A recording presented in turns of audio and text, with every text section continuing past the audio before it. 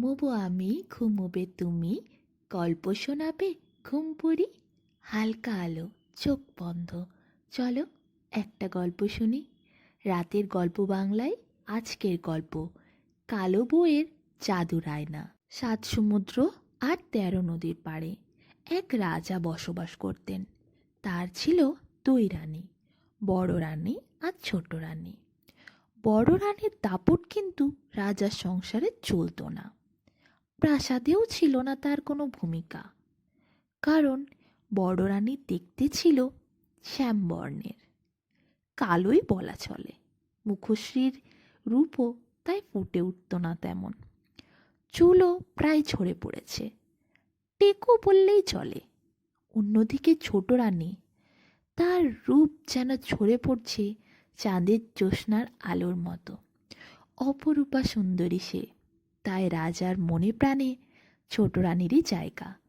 প্রাসাদেও হুকুম চলে ছোট রানীরই। একবার রাজা বিদেশ যাত্রা করার জন্য সিদ্ধান্ত নেন, তাই তিনি 2 রানীকে ডেকে পাঠান।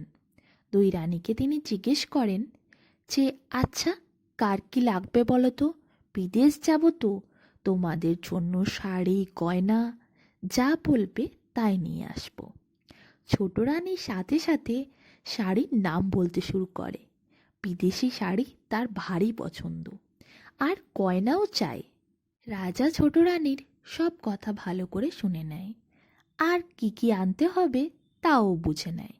তারপর সে ঘর থেকে চলে যাবার সময় বড় রানীকে স্পষ্টভাবে জানিয়ে দেয়, কাল ভোর ভোর তাকে রওনা দিতে হবে। রওনা দেওয়ার সময় সে বড় রানীর ওই কালো মুখ দেখতে চায় না, তাই বড় রানী যেন সকালবেলা রওনা দেওয়ার সময় কোনোভাবে তার সামনে এসে উপস্থিত না হয়ে পড়ে।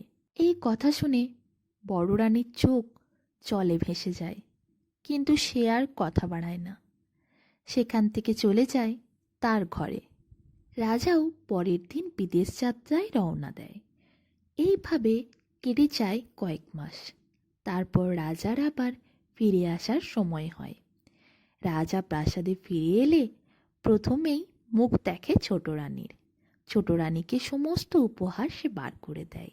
শাড়ি, গয়না, রত্নসম্ভার যা ছোট রানী চেয়েছিল সবই এনেছেন রাজা। অন্যদিকে বড় রানীর জন্য একখানা শাড়ি এনেছেন রাজা।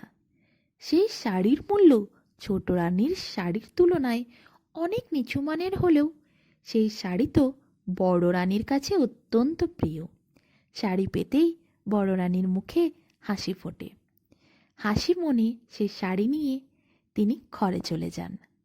এদিকে কয়েকদিন পর রাজা এক বিশাল উৎসবের আয়োজন করেন।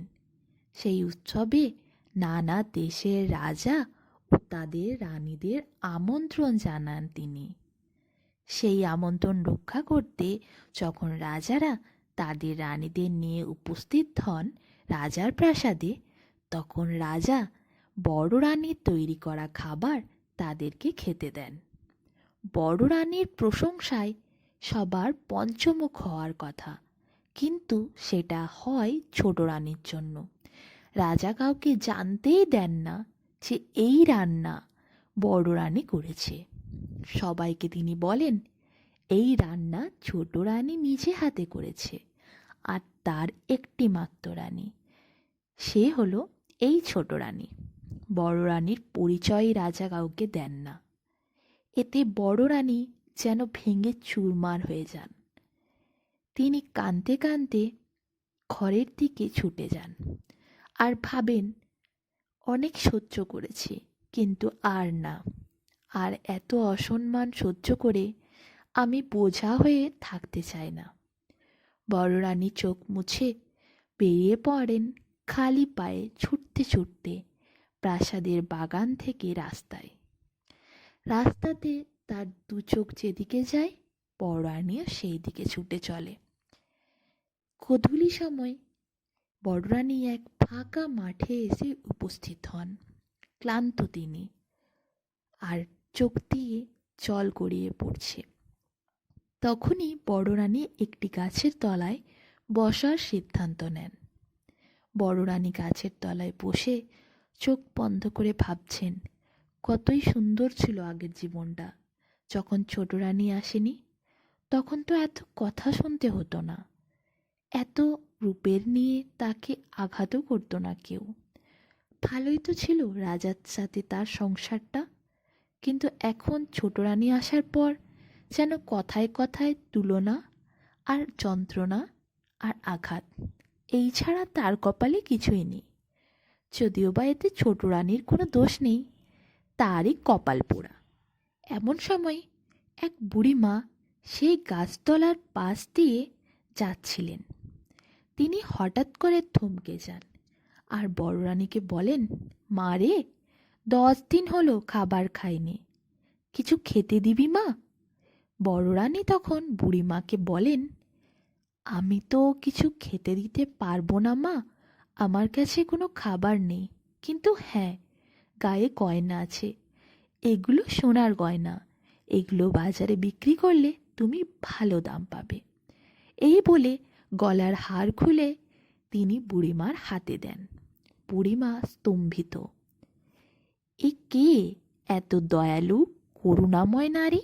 বুড়িমা তার পরিচয় জানতে চাইলে রানীমা সব কিছু খুলে বলেন। বুড়িমা শুনে হাসতে থাকেন। এদিকে বড় রানী, সেও তো অবাক, বুড়িমা হাসছে কেন। বুড়িমা বলেন, তোর সমস্যার সমাধান আমার কাছে আছে, এই নে, এই আয়নাটা আমি তোকে দিলাম মা। অন্যদিকে রানী এই আয়না হাতে নিয়ে আশ্চর্যভাবে বুড়িমার দিকে তাকিয়ে থাকে আর মনে মনে ভাবে, রূপই তো নেই আমার, রূপ নেই বলেই তো রাজার 2 চোখে আমার কোনো জায়গা নেই, না আছে তার মনে জায়গা। আর বুড়িমা আমায় আয়না দিচ্ছেন, আমার তো রূপ নেই, কি কাজে লাগবে এই আয়না আমার? রানী আয়না হাতে এইসব ভাবই ছিল, তখনই বুড়িমা বলে, কিন্তু আয়নায় মুখ দেখার আগে অবশ্যই একটা মন্ত্র বলতে হবে, না হলে আয়না কোনো কাজের নয়। বুড়িমার এই কথা শুনে রানী বলেন, কি মন্ত্র বলতে হবে বুড়িমা? বুড়িমা বলেন, বলবি মা, জাদু আয়না, জাদু আয়না, রূপ দাও আমায়, মায়াবতী রূপবতী তুমি, আজ আমি হব রূপসী। এটা বলেই মা তুই আয়নাতে মুখটা দেখবি, আর তারপর তুই সব বুঝতে পারবি। কিন্তু আয়নায় মুখ দেখার সময় আছে, কাল ভোরে সূর্য ওঠার আগেই তোকে এই আয়নায় মন্ত্র বলে মুখ দেখতে হবে, তবেই এই আয়না কাজে দেবে। বুড়িমা রানীকে এও বলে, মা তুই এখানে আর বসে না থেকে প্রাসাদে ফিরে যা, এই আয়না সঙ্গে নিয়ে যা, কাল ভোর হলেই মনে থাকবে তো যা বললাম? রানীও বলে, হ্যাঁ বুড়িমা, মনে থাকবে, আসছি।